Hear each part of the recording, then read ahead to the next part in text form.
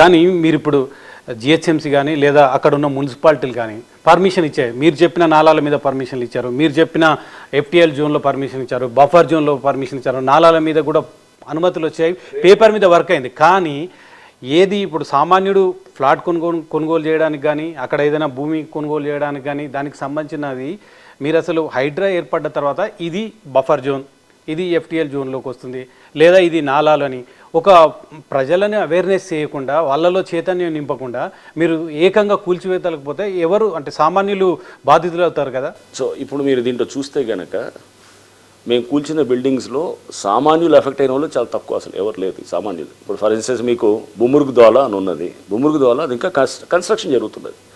అది కన్స్ట్రక్షన్లో ఏదో అన్ఆథరైజ్డ్గా జరుగుతున్నటువంటిది, అసలు ఆ చెరువులో కన్స్ట్రక్ట్ చేస్తున్నారు. లేకపోతే కనుక నిజాంపేట చెప్పాను, నిజాంపేటలో కూడా అది టోటల్గా దొంగ సర్వే నెంబర్ తీసుకొచ్చి చేశారన్నమాట. చేసినప్పుడు ఆ దొంగ సర్వే నెంబర్లో మార్చుకొని అక్కడ లోకల్గా అధికారులు వాళ్ళ అధికారుల మీద యాక్షన్ ఉంటుంది డెఫినెట్గా, అది ప్రపోజ్ అవుతుంది, అది కూడా జరుగుతుంది అనమాట.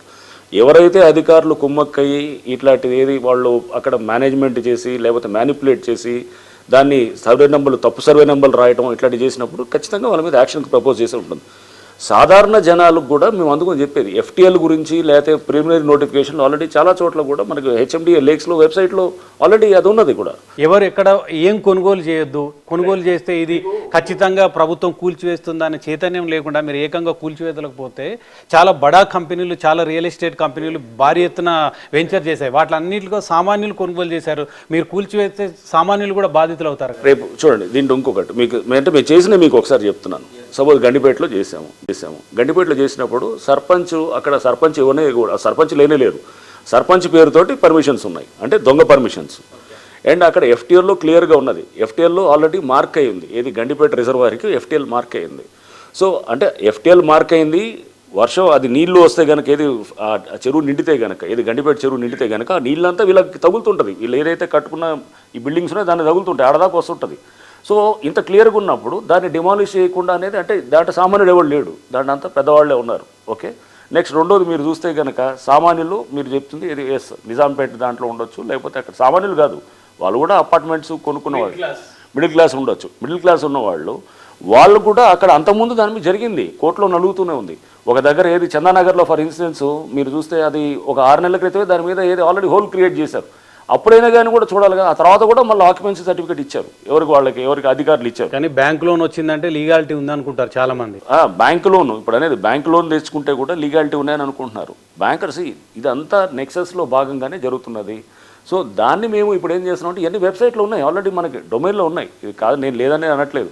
ఎఫ్టీఎల్ అనేది అంటే మనం నోటిఫై చేసినటువంటివి కూడా క్లియర్గా మనకి హెచ్ఎండిఏ దీంట్లో కూడా ఉన్నదన్నమాట.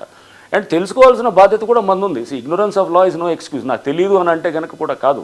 అంటే ఇందులో రెండు చూడాలి, గత ప్రభుత్వం ఇవన్నీ కూడా మభ్యపెట్టడానికి ప్రయత్నం చేసిందని కాంగ్రెస్ పార్టీ చెప్తుంది. అందుకని హైడ్రాని వేసాం, కబ్జా కోరల నుంచి హైదరాబాద్ నగరాన్ని, హైదరాబాద్ శివార్ల ప్రాంతాలను కూడా విముక్తి చేయడానికి మేము హైడ్రాని ఏర్పాటు చేసామని చెప్తున్నారు.